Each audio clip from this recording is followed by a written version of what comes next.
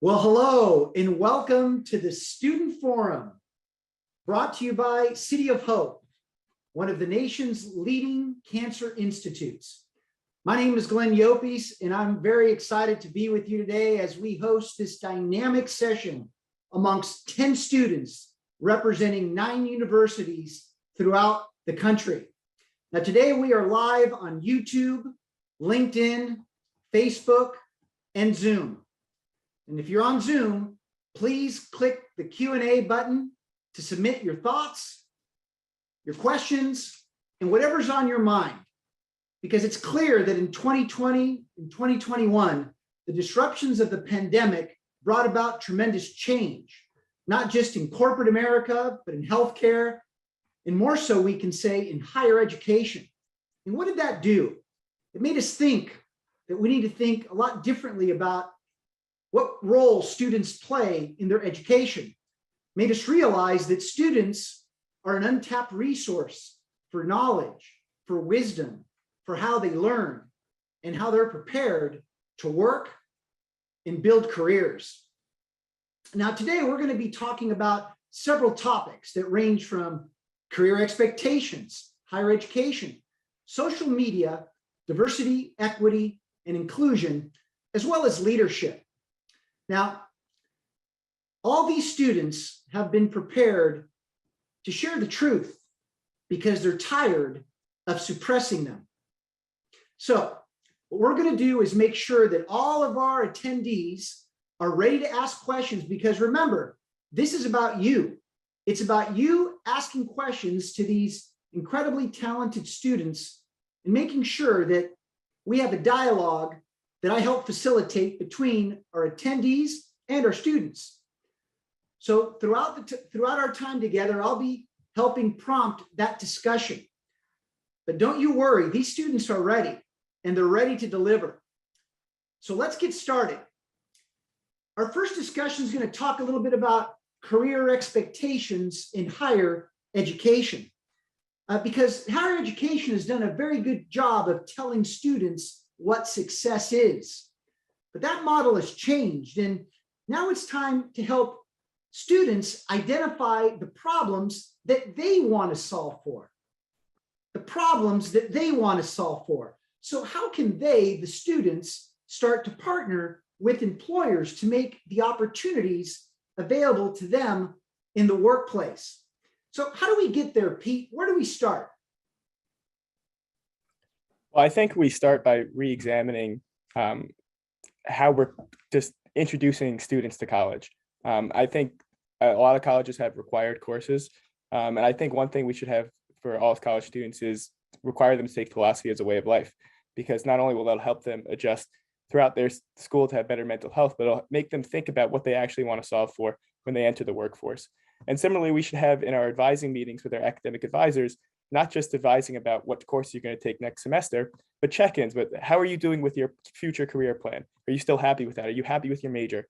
And I think just constantly checking in with the students to see what they want is really important, because most students, in my experience, including myself in the beginning of my college experience, is you're just kind of going through the motions. You're taking classes like it's high school, but once you get to college, it's kind of a different environment, and you're now preparing for a career.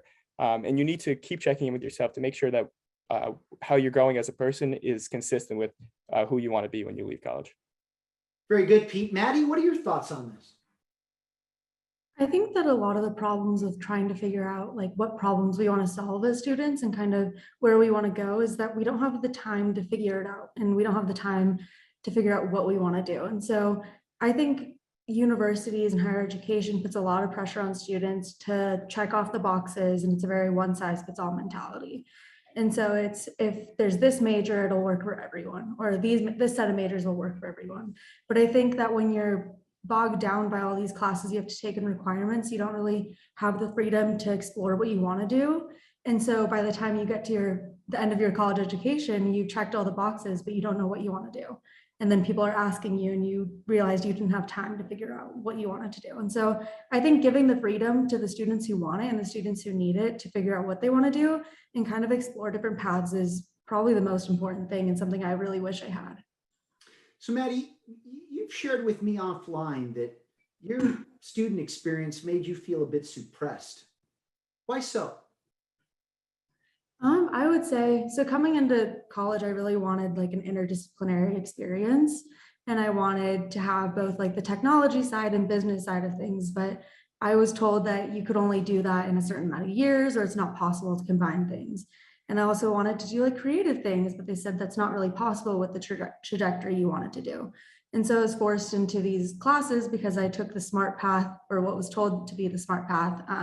And then I really didn't enjoy what I wanted or what I was doing. And I also didn't have the chance to be creative and express who I am in those classes, because they're very much check the boxes, do the assignments. And it's, if you do X, Y, and Z, you'll be successful in the eyes of the university. But I really don't know what I want to do anymore because of it. And I don't haven't really had a chance to explore who I am and what I want to do, because I've been pushed into kind of this one trajectory, this one size fits all, graduate and you'll be quote successful. But that really hasn't worked for me and kind of suppressed who I am.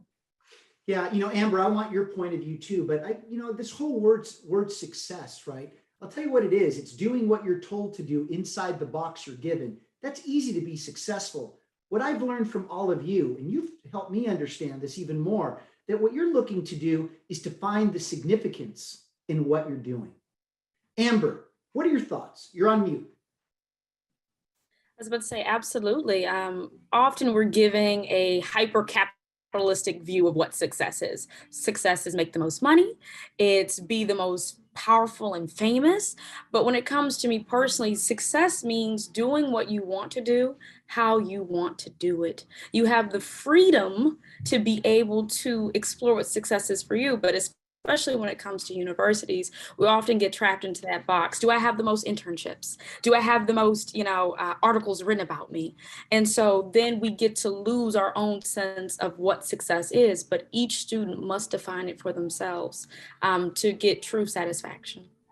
So this brings us to this. How do students, and Jackie, I'm going to come to you here. Jackie, how do students want to define a successful university experience for themselves? What are the steps to find that fulfilling career? What do you think? There's definitely so many options. I think everybody, just from the pandemic, wants to be a part of something. And I know for me, mine was a part of 2 sports teams, whereas people could be in sororities or really anything. So success, you could be graduating valedictorian or simply just graduating college in the first place. So I think there's such a big spectrum, and it's really hard to define what is success for your higher education when there's just so many options and what people want. Now, I want to thank you, Jackie. I want to remind our audience that whether you're on YouTube or Facebook or LinkedIn or Zoom, we're here to answer your questions. So please submit your questions in the Q&A panel. Now, in fact, it looks like I just got a question, and this one's anonymous. Again, raise your hand if you're interested in answering it. What I believe I'm hearing seems to be a disconnect between intent and execution. The goal of college and universities is to prepare students for the next phase of life. Is the student panel saying higher education has lost touch with what to prepare for and how to prepare students for it? Are they, college and universities, not adapting or progressive enough to see it? Can you please clarify this? What do you think? Who wants to jump in? Amber, go ahead. When it comes to higher education is doing what higher education was designed to do. It is outputting, a number of students to go into the workplace as employees. And so university is still in touch in terms of what its goals are. However, as the world is changing, as college students are striving for more, to do more and to be more than a simple employee, then the question does become, all right, if we're going to define success for ourselves, college, the university is still giving us the tool to do that. They're still giving us the mechanism to do that, but we have to take it a step further with our own growth and personalization and self-development. Very good. Anybody else want to tackle that one? Yes, Brett, go ahead. Yeah, I mean, I completely agree that when you're trying to figure out what you want to be and, what you want to do to be successful at that next level is, you have to find who you are. And I think that goes great in line with what this talk is we're unleashing our individuality. You're unleashing, your true personality into whether it's schoolwork or, being a part of a certain club, moving on to the next level. It's, you have to find who you are and, what makes you wake up every morning. And I think that will definitely carry you into being successful at the next level. And until you find that, and it could be a while, it could take a week or a month or however long it might take you. But once you find that, I think it's definitely something that will help lean towards that definition of success for yourself. ND, what do you think? Yes, I think so. Echoing what Brett said, I think that it's important for students, especially like from going from like lower education onto higher education.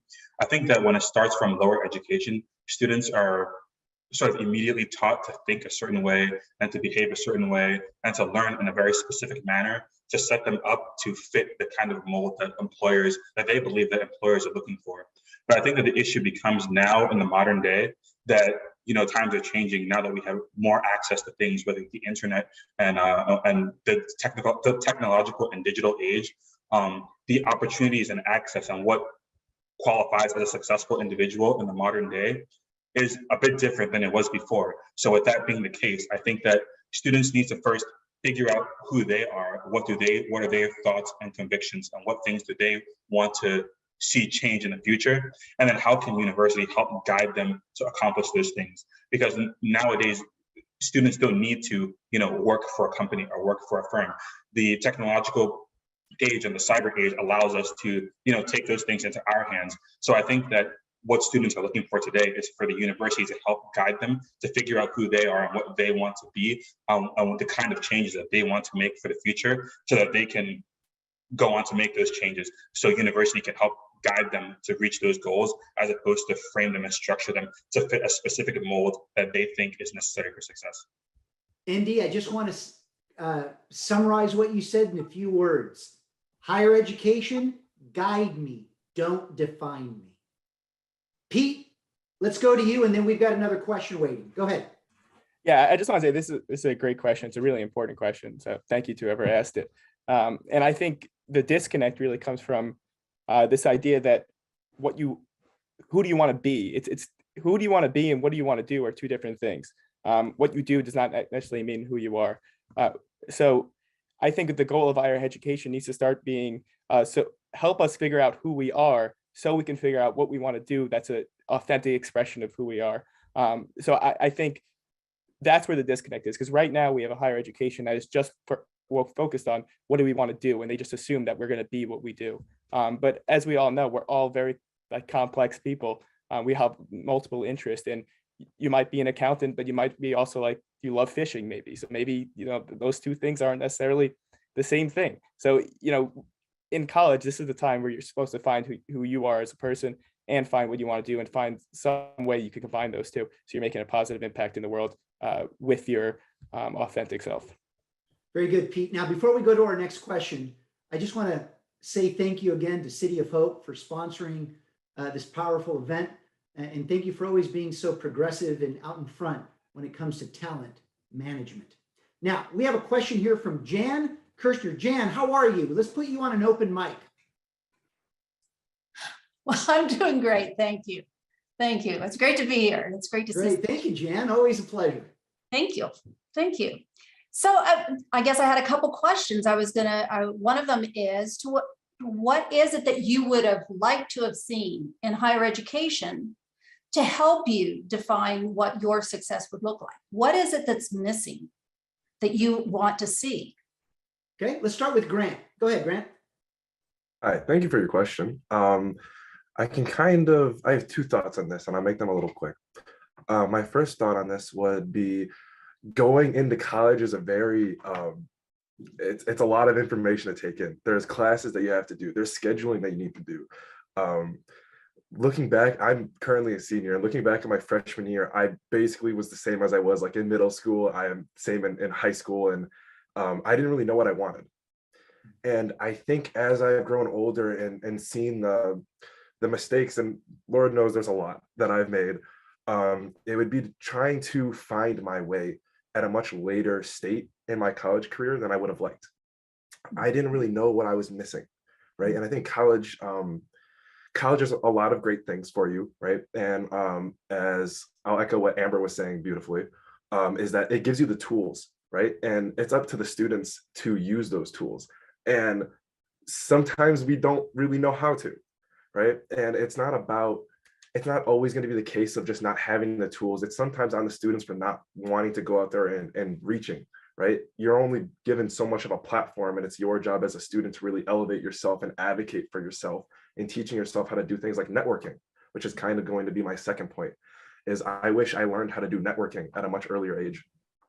I think that is a quote from my mother, is it's not really about what you know, it's about who you know. And as I've gotten more and more into college, I kind of realized that, it's not exactly, white and black, but college definitely gives you a little bit of what you want to, the what, but it also tells you what you are missing, right? And the best way to figure out what you're missing and to kind of compensate for that is to surround yourself by people who are more knowledgeable, who are more experienced than you, who have failed more times, and can kind of give you a little bit of a soundboard, just so you're not in an echo chamber of who you're exactly talking about.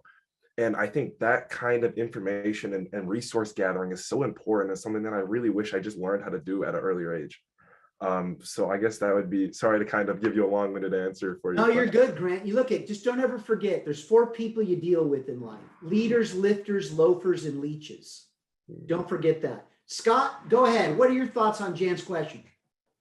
Yeah, so kind of piggybacking off of what Grant was saying is one thing that I kind of wish colleges or universities would emphasize is more of a personal connection between a lot of the teachers or professors and the students.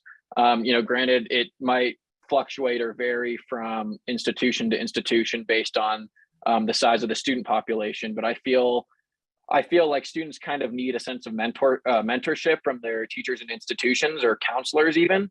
I feel like it isn't uncommon to take, college curriculum, at least at my university, and to have a professor that might not even have, little to no real world experience in the subject matter that they're teaching. I've encountered professors that teach material that they're not qualified to teach, which often causes them to become disinterested in the subject, which kind of creates a lack of motivation to learn amongst the students. I feel like I would find it much more beneficial to have qualified professors with both passion and experience in the coursework that they're teaching to students, and then kind of have those professors assist in networking opportunities with students to develop their interest in the subject.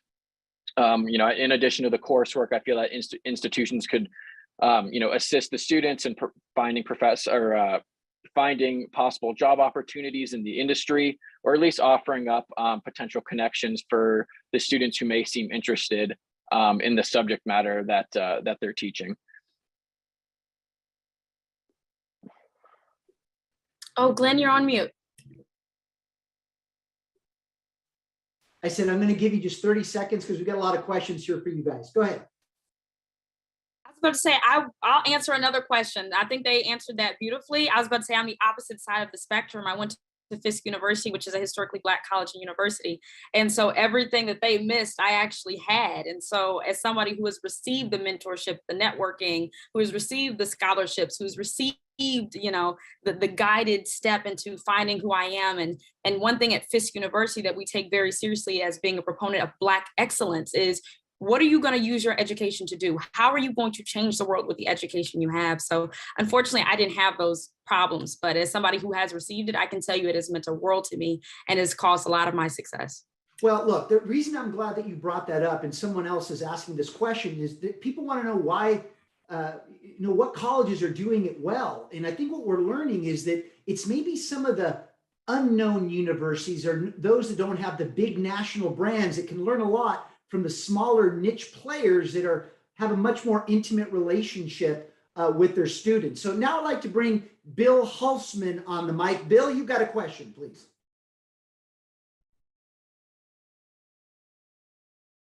Bill? He's still on mute. Bill, you're still on mute. I think Bill said that he's in public, so he can't speak live. Okay, so I'm going to read it off to you. He said, why did you choose to go to college? Who convinced you it was the right thing for you? From your perspective now, what do you wish you'd known to make that decision? And would you have made the same decision? Yes, go ahead, Tommy. Yeah. So I come from a family of immigrant and refugees who've sacrificed a lot. And I think I'm first gen, and the only thing that they saw was college was the next step, the way ahead, to make sure that, my life would be completely different from their lives. It was sort of an if then mentality. If you do this, if you go to college, then you'll be successful, and that's it. And that's what I did. I think a lot of us worked, hustled, and did whatever we did possible to get to college. And then we have this question of like, okay, what's next? So it took a lot of time to kind of figure out that part. And I think that's what those 4 years are meant to be, to really figure out like, okay, I'm here. What are the resources? Why are these people here with me? And trying to figure out, what's the next step? If I went back, would I change something? I don't think so, because it led me to where I am now, and I'm very happy for that. But in terms of the perspectives, I wish I did focus on, experiences, maybe non-traditional ways of education first, a gap year possibly, especially with COVID. Yeah. Very good, Tommy. Well, I'll give you my perspective. If I were to do it again, I wouldn't have gone to UCLA. I would have gone to a smaller school because I didn't feel seen or known. What did going to UCLA taught me? It taught me how to do the things that I don't like doing, and I'm very grateful for that. Grant, what are your on your mind? To kind of answer Bill's question, you asked a few of them, so I guess I'll pick on the first one. Why did you choose to go to college? I didn't really. This was kind of something that it was just linear for me. It's not like I didn't want to go to college, but there was no thought of like, hey, what else besides college, right? There's just like my mother has gone to college. My parents before them on her side have gone to college. My dad has gone to college. Unfortunately, their side hasn't gone to college, but it was just expected and it was just linear, right? It was just kind of something that was, for lack of a better word, pushed on me. And so if I was to do it over again, much like what Tommy said, taking that gap year to kind of figure out what I wanted to do. My first year coming into college, I was undecided, no big deal. My second year, I wanted to do accounting. I took one accounting class and immediately switched my major. That was something that I just had zero interest in, and I thought I did. Right. And it's basically, you don't really know what you want to do until you like step your toes into it. Right. And kind of figure out if the water is like a little too warm or a little too cold for you. So I ended up, I love the college I'm going to right now. I'm blessed to have the opportunity to go, but I would definitely try taking a gap year and figuring out what I want to do. And that's a potentially difficult thing for some people to do.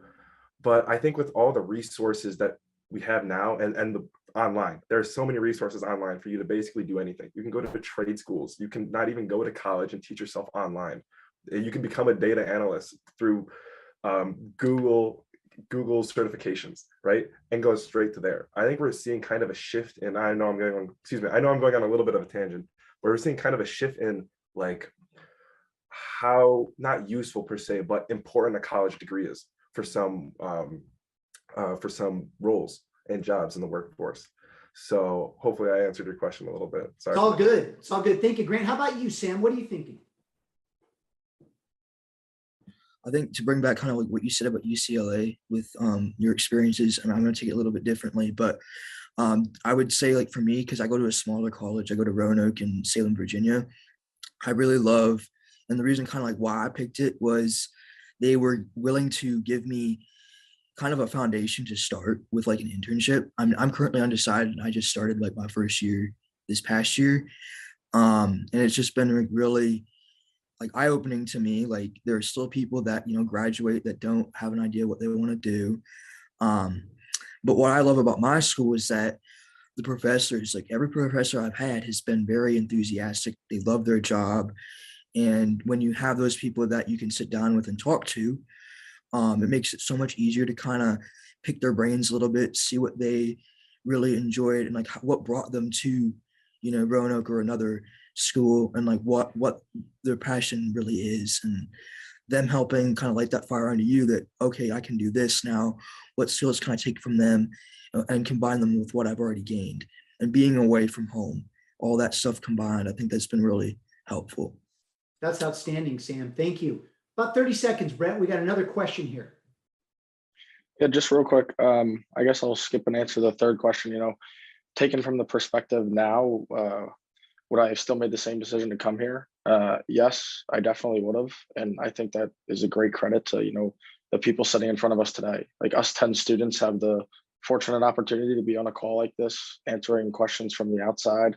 I give a great deal of credit to Dean Hubbard, Nancy Hubbard, who I believe is on this call, for making this possible, because she set up the lunch with you, Glenn, and it led to this. So for reasons like this, I definitely would not change my decision on coming to school. Thank you so much, Brett. Thank you so much. We have a question that just came in from Eric Miller. So Eric, please get on the open mic and ask your question. And if you don't mind, let the students know what you do. All right, so first I have to figure out how to unmute myself. So thank you for having me, and hello everybody. It's amazing just hearing all your voices right now, and just hearing just your thoughts and everything. So I head up talent sourcing over at Paramount. And one of the big things to me is just mental health and just the safety net that you do or you don't have. So you have pressure to go to school, you have pressure to pick an educational path.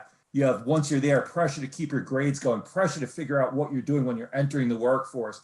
For the student that's exceptional, but does not know where they want to go just yet, what are you seeing at colleges and universities to kind of create that emotional mental health safety net so you can feel supported? Because I always believe if you have that, you can propel forward. So just would love to hear thoughts.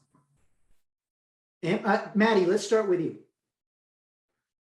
Yeah, I would say that when it comes to the pressure to succeed in universities, it definitely takes a toll on students. I've seen it with myself and my friends too, that universities place such a pressure on students with such high stakes that you feel like if you fail, it's the end of the world. And so it really takes a toll. And I think some universities do provide good mental health resources and that opportunity to find help. But I also think for people who don't have an existing support system and don't really know how to reach out to find those resources, it's really kind of devastating because it takes a toll on them personally and academically. And so I think there needs to be more of that to look out for students and help them find those resources instead of forcing them to go search, because when your mental health is taking a toll, you're not going to have that capacity to go search. And so I think a lot of times the resources are there, but you have to go find them. And I think it should be the opposite when it comes to mental health at universities. They should be handed to you instead of you having to go find them. And so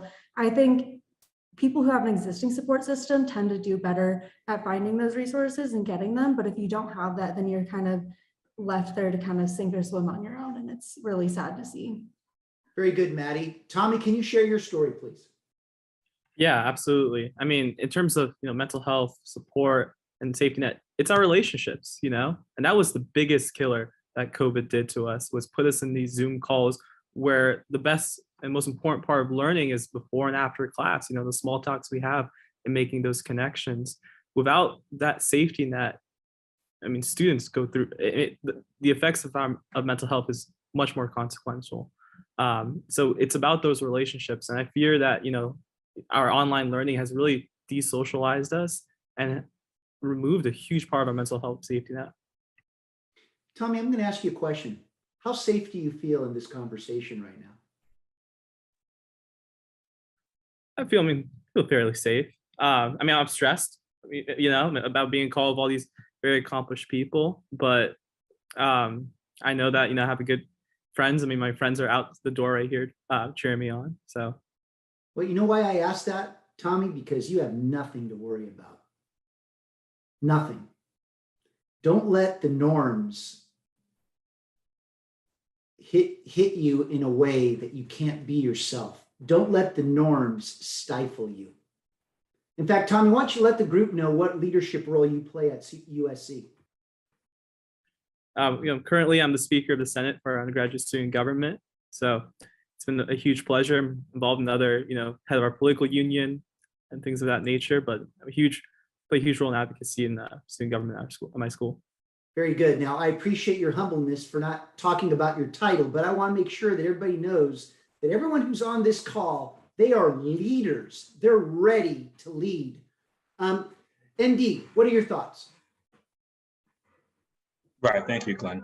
I just wanted to echo what everybody else was saying, talking about, the mental health resources and whatnot. But I also wanted to talk about how, from my perspective and the perspective of people that I know that, in attending Columbia University and other universities of a similar standard, I know that there is a lot of there's a really severe stress culture where everyone is, always trying to outcompete everyone else, and just being able to admit that, that you're struggling and that you need help is something that, people are afraid to do. I know, in conjunction with that, I know people, for example, who need some time off, need perhaps a gap year or whatnot, but are afraid to take that gap year because, there's this fear that, that if I step out for a year, there's someone else waiting to take my spot, quote unquote. So, I'm afraid to do what I need to do. I know, I'm not sure about other universities, but I'm pretty sure for Columbia, for example, if you need to take a gap year off, you need to reapply to get back in. There is no reservation. So there is that fear that, if you quote unquote sacrifice, your position for your mental health, that you might not be able to get it back. So it's that balancing act where it's, am I willing to compromise my mental health and my mental sanity and stability to sort of just keep pushing in this direction that I know that I'm really struggling and I'm not quite able to handle just yet, but I don't want to give it up because I don't know if I'm going to be able to get it back. So I think that, that's something that I've seen a lot of people discuss and talk about, in which ways that college in general can figure out how to amend that, so students don't feel that they're betraying an opportunity or throwing away something that they worked so hard for, by focusing on their mental health. Indy, I just want to thank you for sharing that, because this whole rise of mental health, I hate to say this, but this is not new, because we've been suppressing our feelings around these very topics for years. And now the question is, are our employers ready for you and this group and your peers for how to best serve your mental health needs? And that's really a question I have for our audience, who I'd like to remind you to submit your questions, whether you're on LinkedIn, Facebook, or Zoom, because this is a very dynamic conversation and it's only going to build and get stronger. Now, Sam, before we move off the mental health topic, I'd like to give you 30 seconds to share your views, please. So for me, I think I mentioned earlier briefly that I moved away from home. I have to fly to school for breaks and stuff. And that's pretty stressful sometimes. But for me, having upperclassmen connections, I would really challenge, incoming students, parents, especially that are going to go through this process. Have your students definitely sign up for, different fraternities, different clubs, different organizations, but don't overdo it. For me, it just took one. I'm a part of Alpha Phi Omega, and that's been life-changing for me. I have some amazing friends in that group that have really changed my life, that have given me a lot of upperclassmen advice that I would not have had I not joined and had I not taken the next step. Thank you for that, Sam. We have a question now from Robin Clayton, representing City of Hope, our sponsor for today's event. Robin, can you please go on the open mic and ask your question? Sure. Thank you for having me, Glenn. I'm so happy to be here with all of you wonderful people. This is a little selfish of a question, because I lead our college summer student internship every year at City of Hope. So my question to you is, have any of you participated in an internship while you were in school? And if so, what were your key takeaways? Sam? I'll take that one. So I work at the Salem Food Pantry. I'm a part of the Service Leadership Fellows at Roanoke. And that has been really just incredible for me, because not only do I have that balance with having my friends on campus, but also having friends off campus, adults that are already employed, that have careers, in front of them that they've already taken on, and I can get advice from them too. It's not just people, restricted to just only on the campus. It's really been amazing to me. I get to actually, since I don't have a car, I walk. And then sometimes I have, or some of my coworkers, they're like, yo, buddy, you don't have to walk outside if it's raining or snowing. You can hitch a ride with us. And I get to learn about their experiences too. And it's really cool. Having those adult friends as well, people who are already out in the real world, that's been so helpful to me. Thank you, Sam. We have another question that's come in, and this is from Patty Delgado, and I'll read her question. Based on the many challenges you encounter in your race and culture, is it a big part of your identity? And what do you see that higher education struggles with the issue of race and differences? Who wants to tackle that? Amber, go ahead. Well, I come from a very unique perspective. So I am currently a senior business administration major at the illustrious Fisk University in Nashville, Tennessee. So Fisk University is a historically Black college and university at HBCU. And to keep at the forefront, our alum are W.E.B. Du Bois, founder of the NAACP.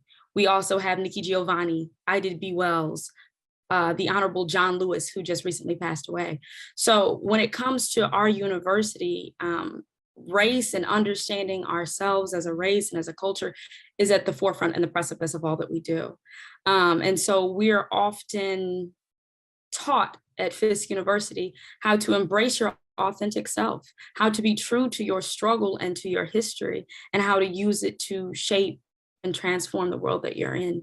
So from my perspective, no, we don't struggle with race and we don't struggle with culture. If anything, it is used as a tool to study, to embrace, to learn more, and to figure out how we are going to change the world and all that we do.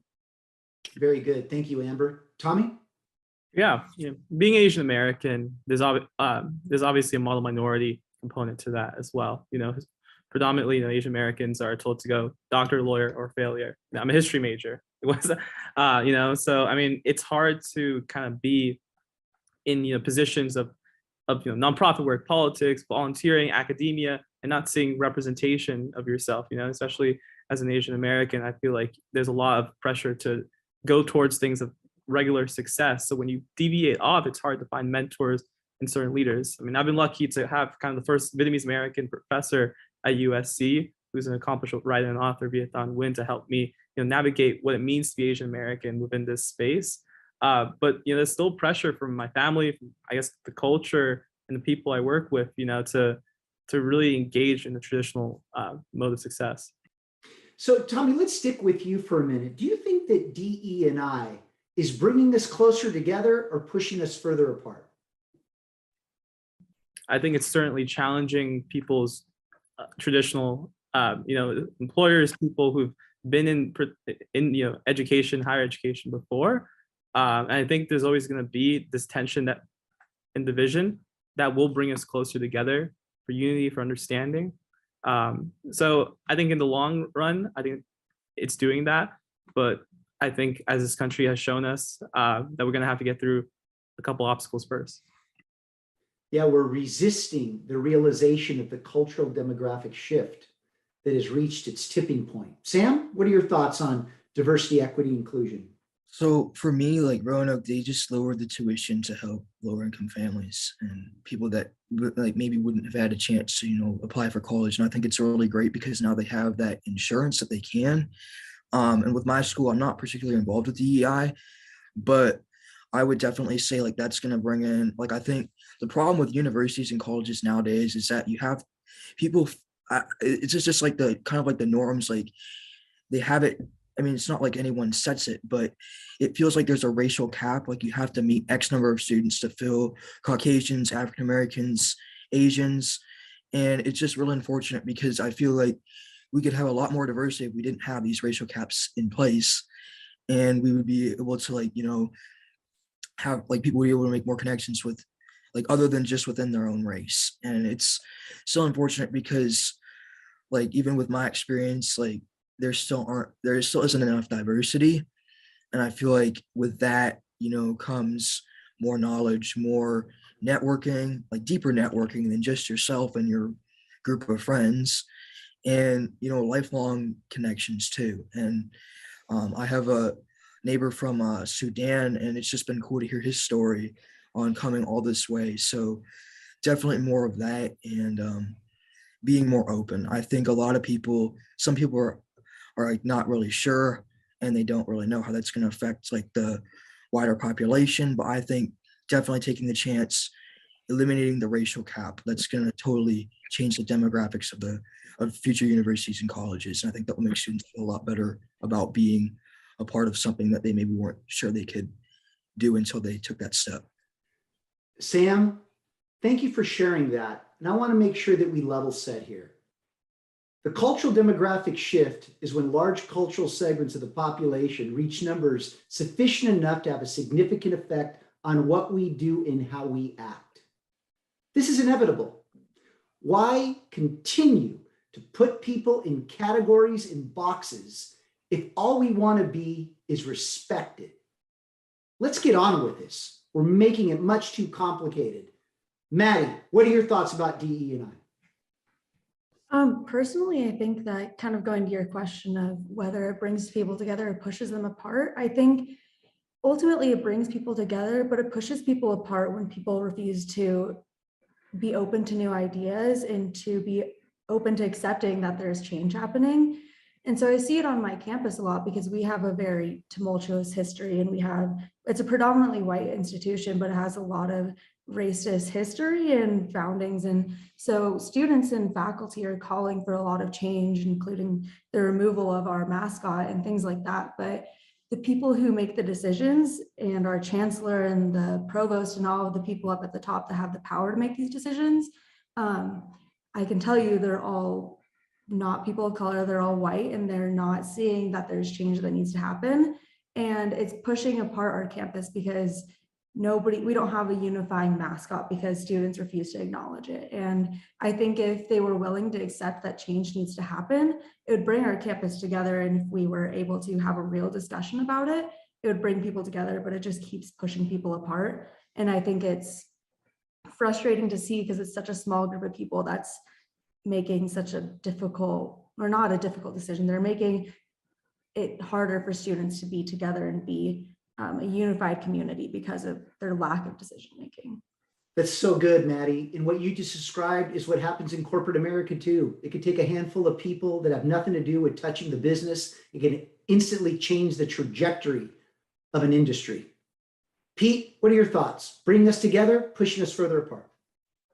Well, the thing with DI, I talked about this in Las Vegas at the summit in October, but I think the point is to interrupt standards. And I think we see a lot of resistance to DEI, especially among older generation, in the white community. And I think that's a lot because people are viewing this as a zero-sum game, where if communities of color start to come into universities more, they start to get more jobs, then white people are necessarily going to lose out. But we really need to look at it the opposite, because having more students of color in our universities leads to better classrooms, because it's just more diverse perspectives engaging with the same content. We're going to have more learning involved. If you have a business that's more diverse, we're going to be a majority minority country by 2050. You want to have a business, your company, to reflect what the customer base is going to be. So if you have a company of 80% white, that's not going to be a good way to actually understand what your customers want. And so you're actually going to be losing out because you're not switching to DEI and thinking about these initiatives. Another thing I wanted to bring up was something that just stemming off what Amber had said earlier, because historically the white community is told all the minority communities have to assimilate into quote unquote American culture, which is just code word for white America. But really, we should start thinking about, okay, what are the HBCUs doing that we can learn from as schools that aren't HBCUs? Because like Amber was talking about, there's a lot of really good things going on there where your students are actually finding their authentic individuality. And meanwhile, in a lot of other schools, we're not finding that. So instead of telling them to assimilate to be more like schools that aren't HBCUs, we need to start looking at them. And I think, how DEI is implemented, obviously, there are things that you can do better in terms of the implementation, but I think that the ethos behind it is about interrupting standards. And I think that's something that we need to do. This is why it's called leadership in the age of personalization, Pete. And my question for the leaders of your institutions is, what are they doing to do exactly what Pete says? What are they doing to cross and become much more interconnected and interdependent on each other to solve all these changes that are impacting you and future generations? You see what's happening? You guys operate with a very intentional focus on inclusion. And this is why inclusion is a growth strategy, and you are the leaders of that. But now it requires the leaders of your institutions to recognize that too. Pick up the phone, call each other's universities, stop operating in clusters and start coming together, because we have all this human capital and all this money that's being wasted trying to figure out how to solve for our own identities when all of these universities have an identity crisis. How's that, Amber? I was about to say exactly, and I'll just be completely and completely transparent. 15 seconds, go.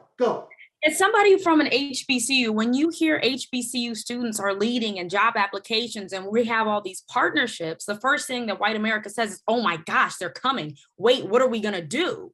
And it's like, no, we're here to add value. And so that's why you see all these HBCUs getting partnerships with the NFL. That's why you see them getting partners with Cravath anymore, the #1 law firm in the United States, where I have my job offer. You see us coming in, but we're coming in to add. And so HBCUs, when we continue to reach our hand out, meet us halfway, because we want to add value. So here's my recommendation, Amber, to all the HBCUs. As you're getting these opportunities, share them with others. Oh, we share definitely them with do. others. Absolutely. Okay. Because that's our goal, community. Okay. Community. ND, what's on your mind? And sorry I didn't go to you sooner. Yeah, so I just wanted to sort of echo what everyone else was saying, but I wanted to particularly address what Sam was saying, how he was talking about how we're looking towards now for universities to sort of remove sort of these barriers that are preventing minorities and immigrants from being able to come to these universities and be able to participate and add value.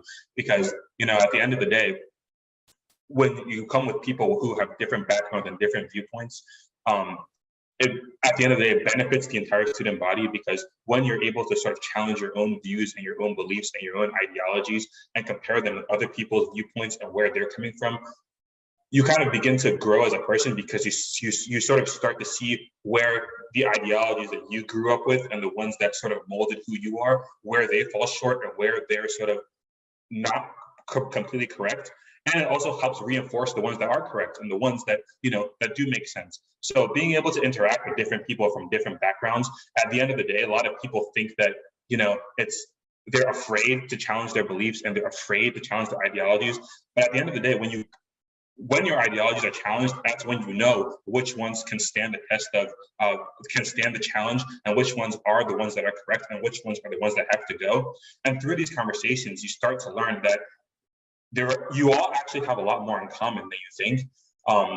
People like to focus on the differences that you have, but when you have these conversations with people that are different than you, you'll find out that you're really not all that much different to begin with. Excellent, ND. And this goes to the question, do you see me? Do you know me? And unfortunately, right now, nobody knows anybody anymore. Let that simmer. Guys, we got to go to another question. Scott and Sam, stand by. We'll come back to you. This is from Josh Connors. Josh, can you take over the mic, please? Hey, Glenn, thank you for having this forum. I was just curious, you even started talking about, the next step and, getting into the workforce. And I'm curious, for the folks who have met with different companies, what have been some of the more memorable experiences during recruiting events, both positive takeaways and negative takeaways? Great question. Grant? Hi. I go to Drake University, and just recently they've put a lot of effort into doing this kind of networking event where you basically have a bunch of tables in a kind of circular motion, and they're just filled with people who are CEOs, vice presidents of companies that are, that are great. And I got the opportunity to, where I'm currently working now at, Baton Global, I got to have the opportunity to have a chance to talk with someone who was pretty high up there. And immediately the first thing that stuck out to me was when we were talking and just kind of having this dialogue, one of the first things that recruiters or people who are trying to just find out how much interest you have are asking these questions. Immediately he started writing notes.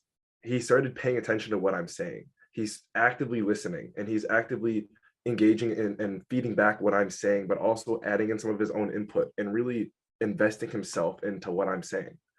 And I think first and foremost, you say for recruiting engagement, I would say care. I feel like that's a pretty big one. And not, and I'm sure you do, but try to exude that. Try to have a really caring demeanor.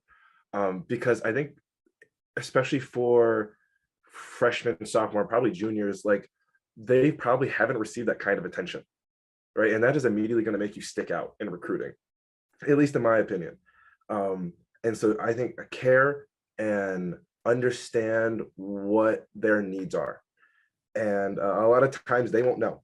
They won't know. So kind of asking those qualifying questions, I think, is a pretty good place to start. Very good. Thank you, Grant. Thank you. Guys, let's shift the discussion now to social media. I mean, clearly social media plays a central role in every aspect of our lives. And especially over the last 2 years, it's created some, let's say, some factions, some discomfort, some unease, some confusion. Has social media made it easier or more difficult for the student experiences, relationships, and approach towards their career? ND, what do you think?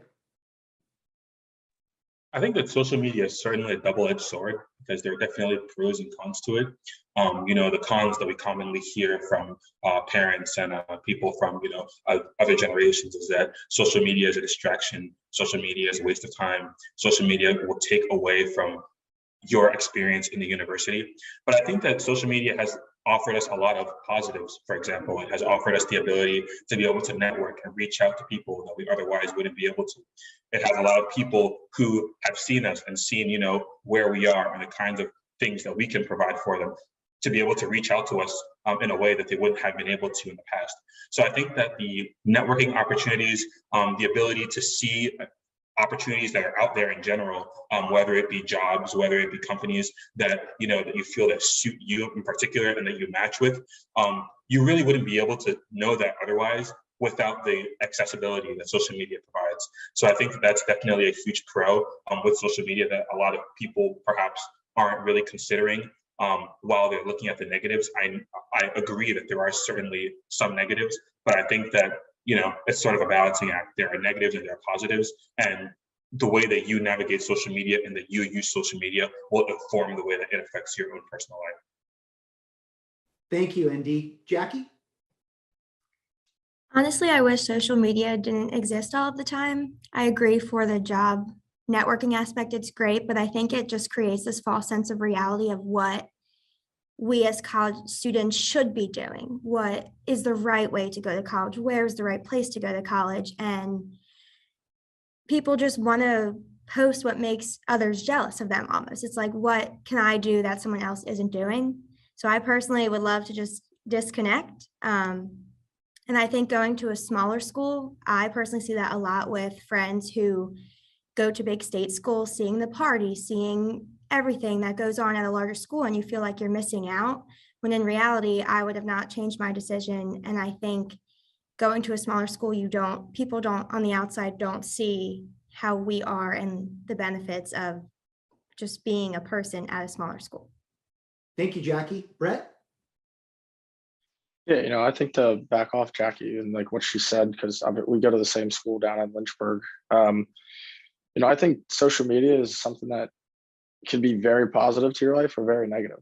I think oftentimes in this day and age, we're always just comparing ourselves to the next person, and I think that plays in part with showing off like our best life. Like a lot of times when you see people, at least personally, I feel like a lot of times when you see people posting, their cars or their lifestyles, it's you don't really see like what they had to do to get there. And I think that's like the realization of false hope of if I want to get to like a certain point in my life where I'm comfortable, like you gotta work. And I think that's what comes through the 4 years of college. And then, what happens in the workforce afterwards is like social media gives so much ideas, like so many ideas to what you might want to do with your life. And those posts can give you the goals you want to reach, but you can't let posting that you're on a plane or you're in a fancy car like undermine the the work you have to put in like in your life to get there. And so I think social media can be a great tool, but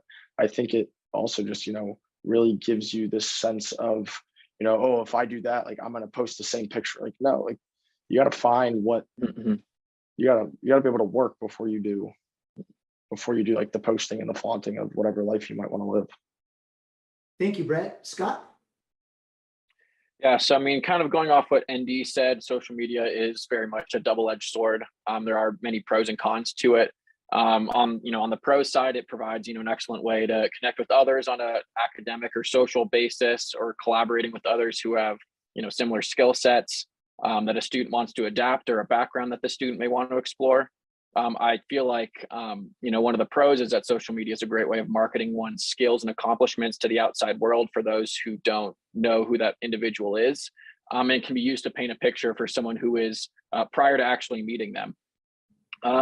Likewise, yeah, it's a great way to network or find opportunities with others, and gain relationships to leverage one's skill set kind of moving forward in the future. But then again, social media can be a huge distraction for someone who doesn't know how to utilize it properly. There is very much a sensitive nature that goes into utilizing social media. And many students, including myself sometimes, can get too absorbed with what's occurring on social media. That often causes kind of a distorted sense of reality. Like the main point that I kind of want to drive home is, I believe social media can cause someone to define themselves based off of other students' perceptions or standards of how to act. I find that many of my peers are conforming or comparing themselves to others on social media, which in turn kind of diminishes their individuality and ability to, kind of carve their own personal path moving forward. Thank you, Scott. Sam?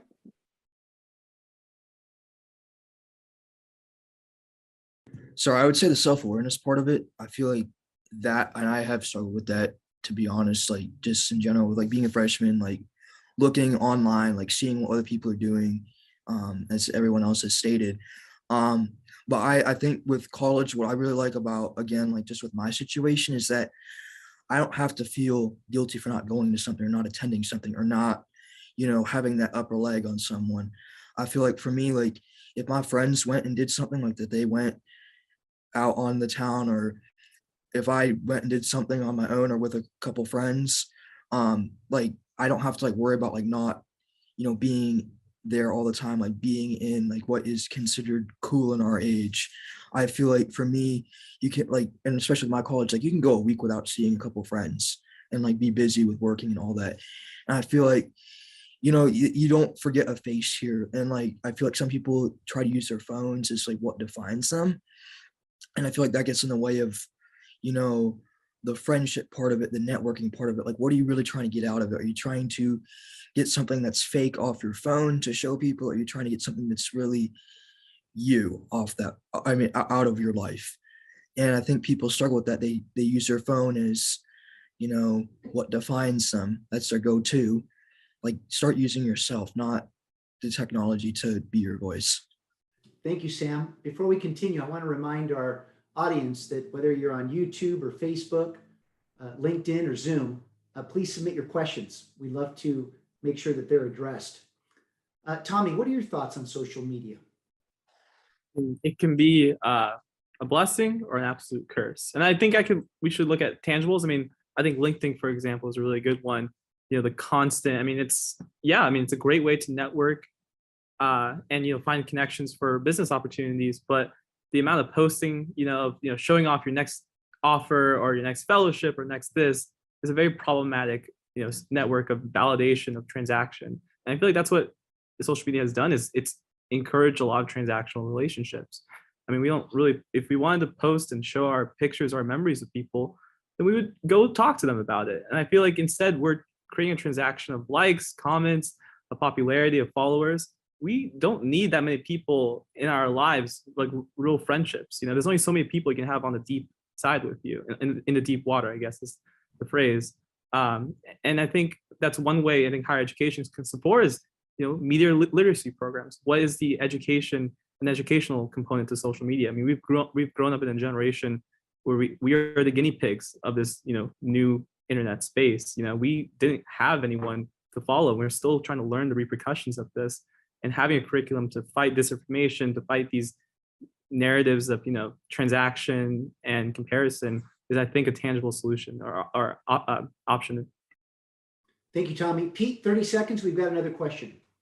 Yeah, I just want to build on what Tommy's saying. What's the school's responsibility now that we have social media? Because it's not going away. And really, what we need to start thinking about is training students to cope with social media. And, Jean-Jacques Rousseau, philosopher, said that comparison is the source of unhappiness. When we compare ourselves to others, when we compare one experience to another experience, that's where unhappiness comes from. So, going back to what I said in the beginning, the required philosophy as a way of life, making students actually think about what leads to happiness, and then think about the philosophy that's been around for thousands of years. That's what's going to give us the tools to deal with this.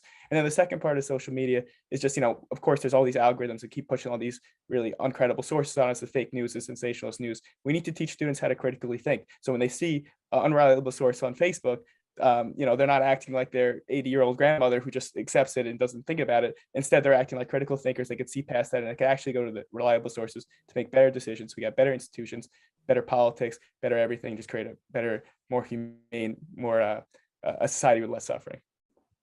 Thank you, Pete. Let's go to our next question. Mindy Owens. Mindy, would you like to ask your question on the open mic, please? Hi there, thank you. Excuse me. So question for you guys, as we look for people in the companies, we look for interns. So those are people that are currently at university, still in classes, usually sophomore, junior, senior. And then we look for what do we call sort of after college or post-college, you graduated type of hires, early career program.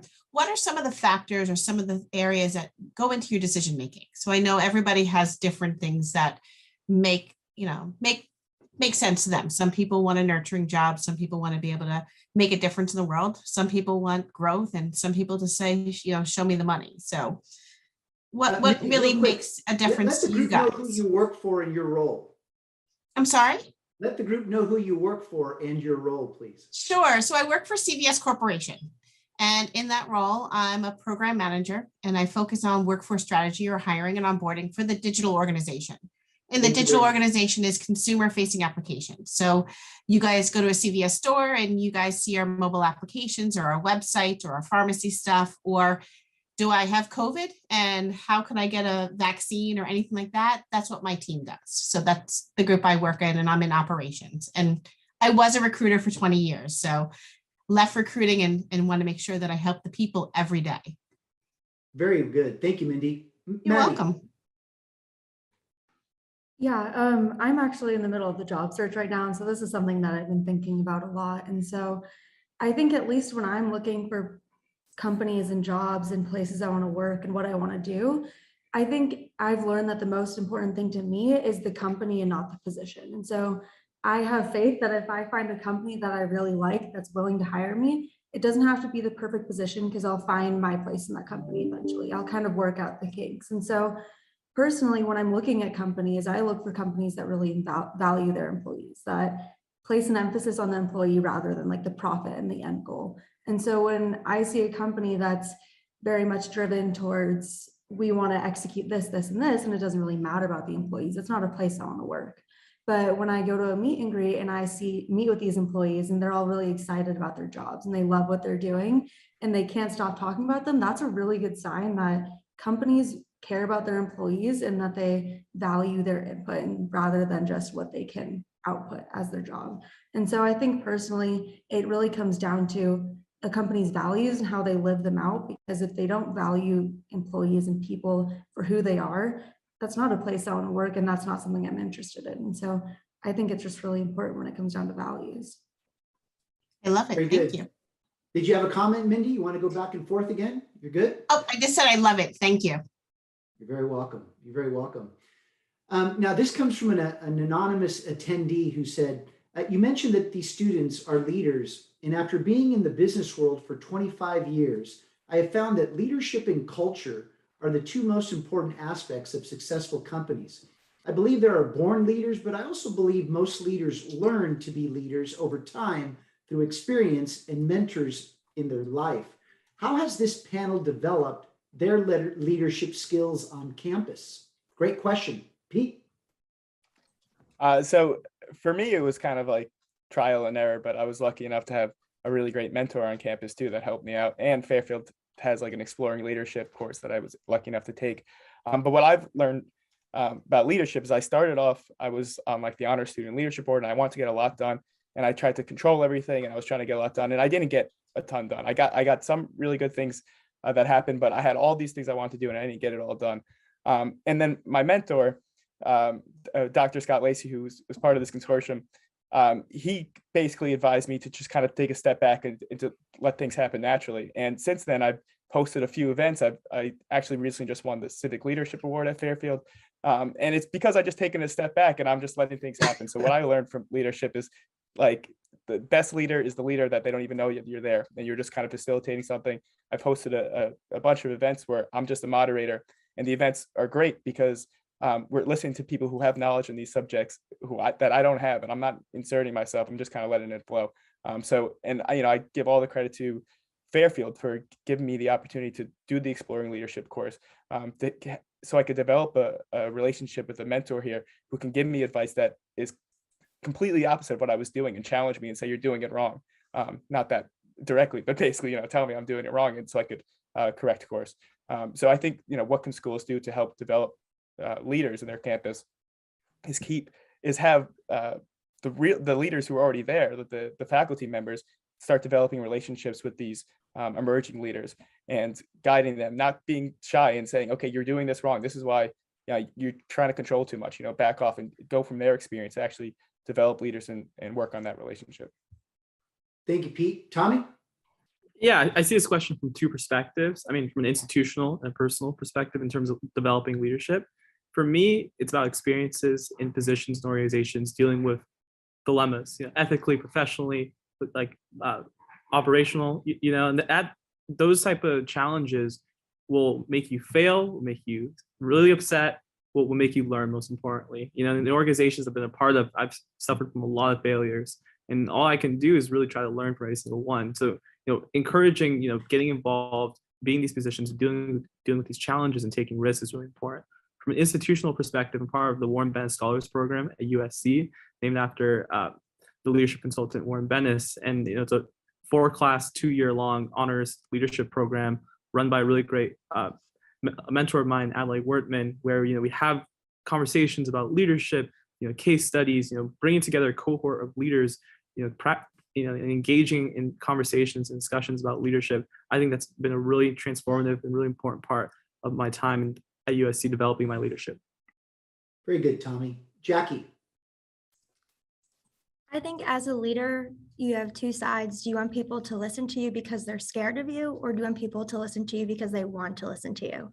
And I know growing up in high school, that was kind of a side to pick. And I was a captain for a varsity field hockey team, and I just learned that being personable, if you're approachable, I'm only 5 feet tall, so that's not tall.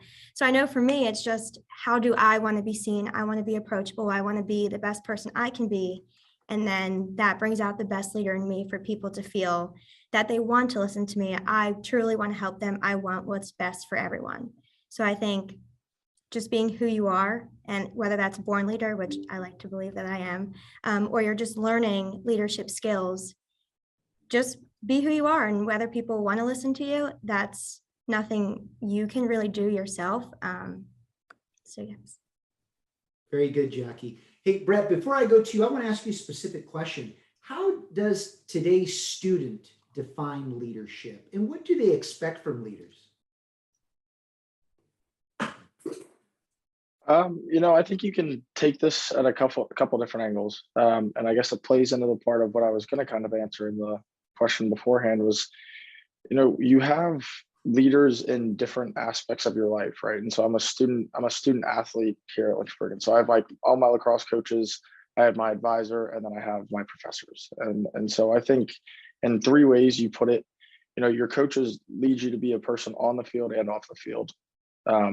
And so from them, you expect guidance on, how to be coachable. Being able to be coachable, I think, is something that you're going to be able to look for with leaders and while working with leaders. For your advisor, when you look at them as a leader, you hope they lead you to have your most successful path towards graduation. in those 4 years or 6 years or whatever program you might be in. And then just your professors, your everyday professors, it's like, how can I work with you and you work with me to be as successful as I can be in this class alone? How can you lead me to, take in all this information that you're teaching me over the 3 or 4 month period? And so I think, being a leader is a much more difficult task than people think. But a saying that we always use from in a lacrosse setting is pull from the bottom. And once everybody's off the bottom, then you just keep pulling to be better. And I think as a leader, you don't ever want a leader to be satisfied. And I think the second that a leader becomes more satisfied in what they're telling you, thinking oh, well, they figured it out, instead of just continually growing you as a person to help lead them, I guess, down the road, is something that I would definitely look for in a leader. Very nice, Brett. Amber, what do you expect from leaders?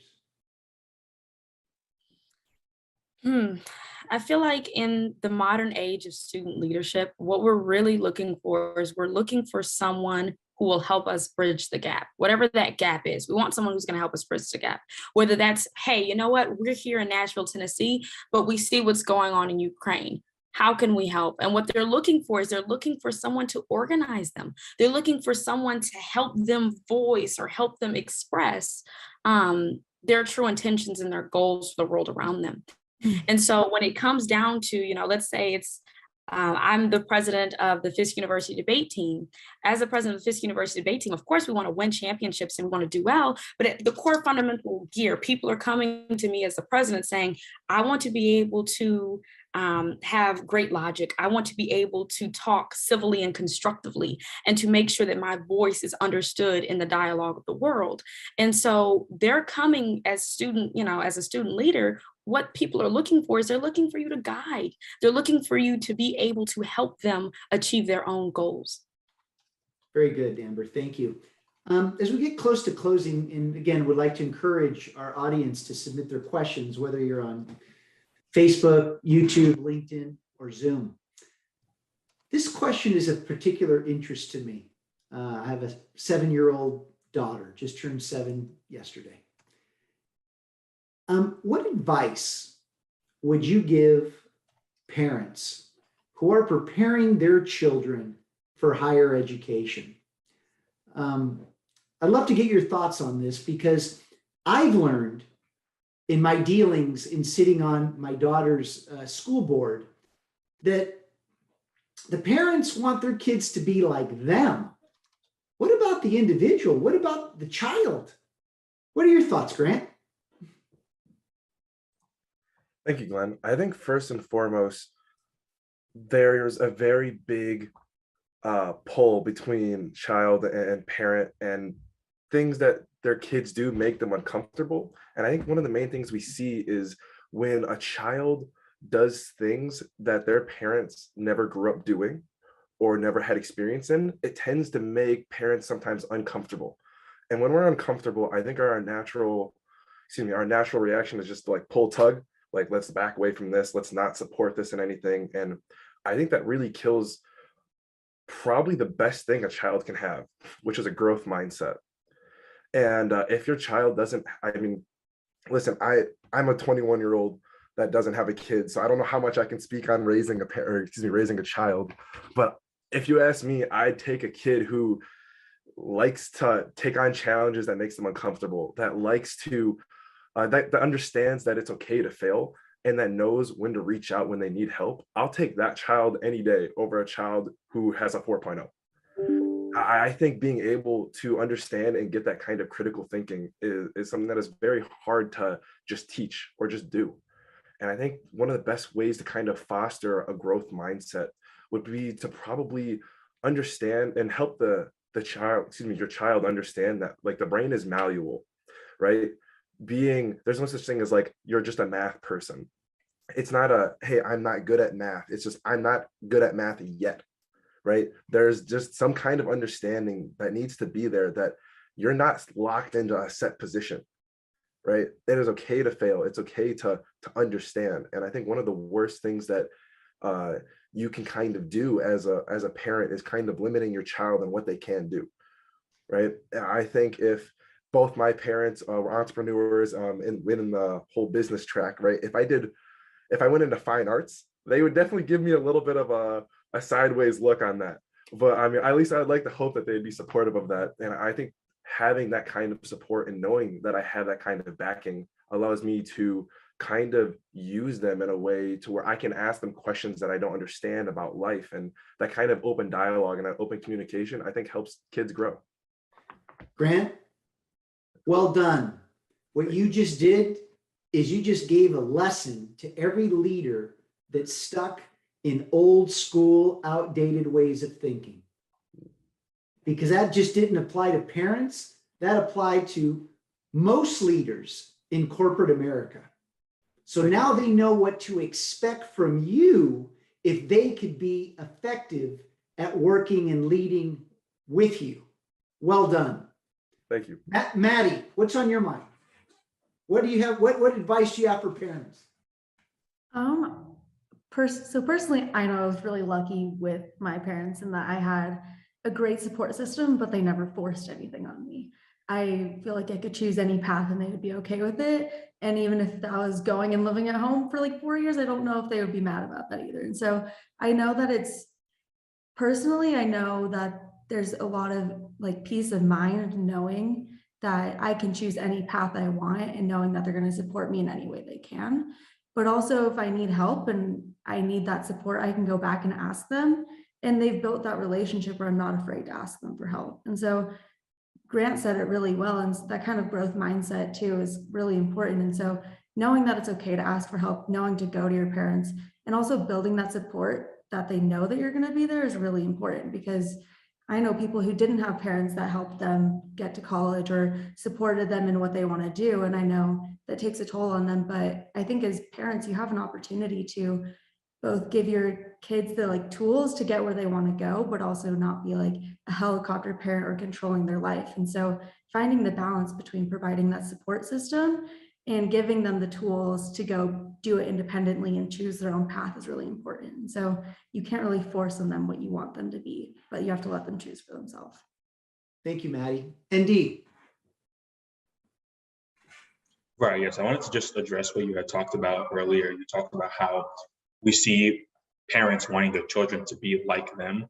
I think that, I don't know, speaking for myself, I can talk about how coming from an immigrant family, my parents are both Nigerian coming here. And I think it's similar to what another student had talked about before. Their parents are also being immigrant parents, have like a certain set trajectory or ideology of what they believe success is.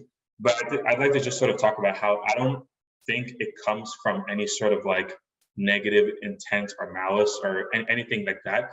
I think it's just because, when parents see, their children, growing up in this world, they want what's best for them. And parents, by default assume that what worked for them is what's going to work for their children. So they want to push their children and direct them to go in the direction that they went, because they saw success in that direction and they want their children to see success in that direction as well.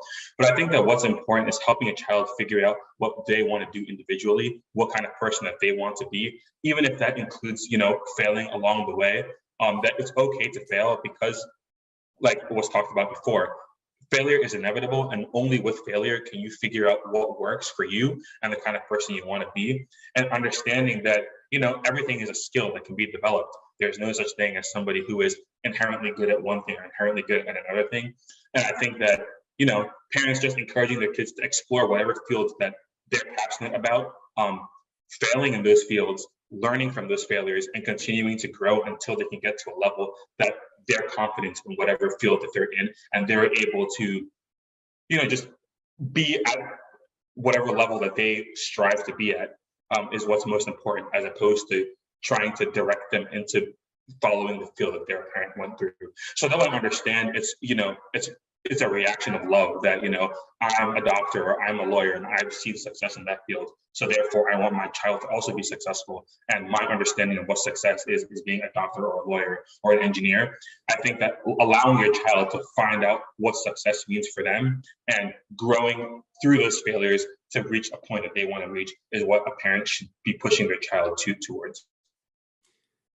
Andy, thank you for that. You know, I want to just shed some light on my own personal experience. My father was 50 when I was born. My father and mother, immigrants from Cuba. And my dad told me and my brother when we were, or at least when I was 12 years old, I quite didn't get it, but he reminded me every year until I did. He said, the United States is the greatest country in the world, but one thing is going to get in the way of its success, and that is it's capitalism. Because the focus will be more on money than on the power of people and humanity. You can't sustain an economy without the people. Why do I share this with you? Because what he was trying to tell me over the course of time is that if we allow money, power, other people's priorities to influence who we are as individuals, we'll never find our hopes and dreams. And I can tell you that I was grown up by parents who allowed me to figure it out. And I am so grateful for that. So thank you for sharing your story, Andy. That was powerful. Jackie. I would say there is a fine line between being a parent to your child and being a friend.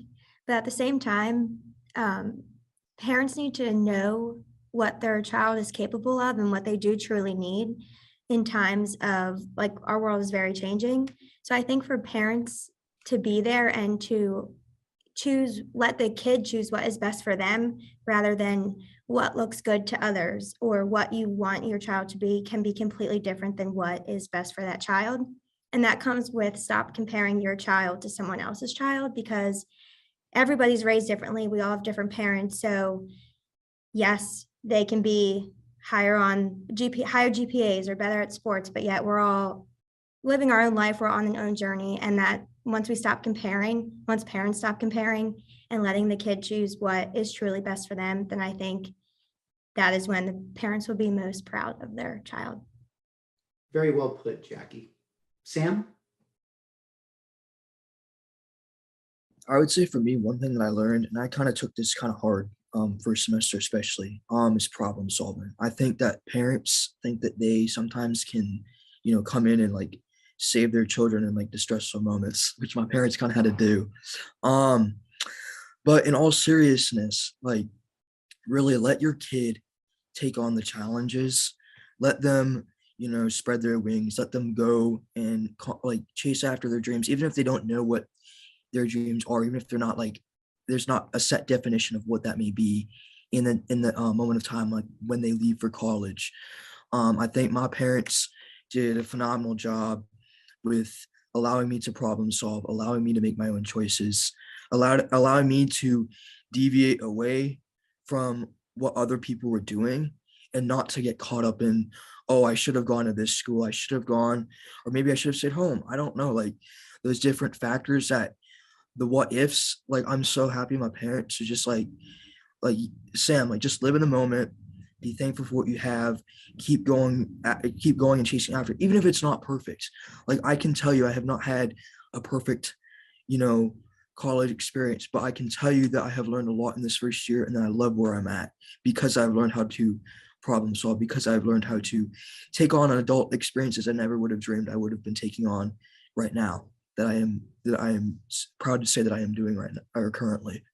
Like like I said, going to the airport by myself, learning how to, pay for meals, learning how to live on my own and navigate an area I haven't lived in before, stuff like that, and learning how to navigate my classes, what works best for me, studying with friends, all that kind of stuff.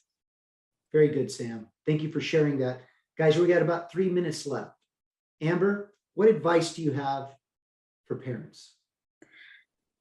Advice that I would give to parents, as someone who does not have children, so with a grain of salt, I would say, as Indy was saying, let them explore.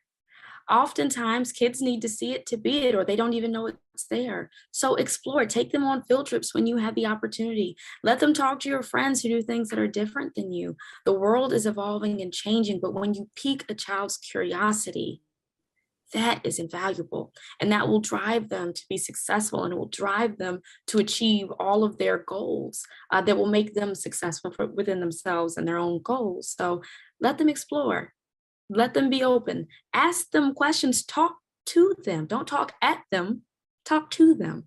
So what were you thinking? I saw that you really love going to your Spanish classes. Are you thinking about study abroad? You have to really encourage them and allow them to see the world to shape themselves. Very nice, Amber. Scott?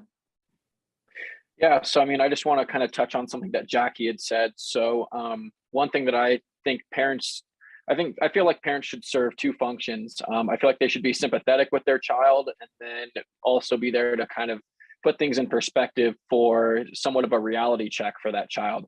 That was something that my parents both did very well. Is my mom was there to listen to me vent about my problems and for me to complain and be sympathetic with me. But then my dad was there to put things into reality, give me a reality check, and kind of demonstrate that things aren't always going to be glamorous. Then again, I feel like parents should be supportive with what their child is interested in and their decisions moving forward. And I feel like one other thing that is very important kind of for the growth of a child is there must be a kind of work-life balance, for lack of a better term. Is while education should be supported by all means for that child growing up, I feel like there should be a balance in the involvement with other organizations, clubs, or kind of involvements outside of education that give that student or that child kind of a taste of what the real world is like in an informal setting. With kind of that experience in an informal setting, I feel like they can gain real world skills that can be applicable to the workforce, in addition to their qualifications that are gained through education. With these kind of informal skills is, time management, interpersonal skills, communication. I feel like that's kind of something that at least the student panel that kind of is represented in this forum has, that separates them from a lot of the other students that are the same age, kind of with the same in the same perspectives. Thank you, Scott. Pete, how about closing us on this topic? Yeah, I think there's a couple of things I want to say, but the first thing is that as children, we all have these idealized images of our parents in our head. We all think that our parents are perfect. And I think one thing that parents could do, especially when children are becoming young adults or going to college, is to share with them their experiences of the failure and let them know that you can fail, you're going to fail, and it's going to be okay. It's not the end of the world. That's a thing that I think nobody ever hears because we don't want to talk about it. But it's really comforting to hear as from your parents, like, yeah, I tried this one time, it didn't work out, but look at me now, look at where we're at right now, and everything worked out. And then, a couple other things. I think reading is really important before you get to college. Not only should students just read books, but there are some books about college that both parents and students should read. One of them is just College, What It Is, What It Was, and What It Should Be by Andrew Del Banco. That's an amazing book, just what college is, what to expect from it, what you should want to get out of it. And there's another book called Excellent Sheep, The Miseducation of America's Elite by William Dershowitz. And that book, especially for parents, goes through a whole thing about how parents are messing up their children. And I think this would be really big for parents to read that and say, oh, I don't want to do this to my kid. So before they get to college, I want them to have the freedom to explore different things, just like everyone has been saying before. And then, a couple other practical things, just let your child know that it's okay to change majors, tell them to go to office hours, establish relationships with professors, and also tell them to have fun, because this is the most fun 4 years of our lives. We have the most freedom ever. College is not just about learning. It's about have fun. It's for, it's have a good time, because that's huge for our mental health. We don't have to be stressed out for 4 years. We're going to be fine no matter what. Pete, thank you. Hey, guys, you were great. I'm so proud of all of you. In fact, it's been an honor for me to not just listen to you, but get to know each of you very, very much. And guys, thank you again. I think this is a reflection of where we're headed. And I hope that our audience was able to gather the insights that they needed, that change isn't going to go away. In fact, it's going to force us all to move more and more to accepting that the age of personalization is just getting started. So on that note, on behalf of GLLG and our staff, thank you so much for joining us today. And remember that when you lead in the age of personalization, you will see things that others don't, do what others won't, and keep pushing when prudence says quit. Thank you very much, everyone.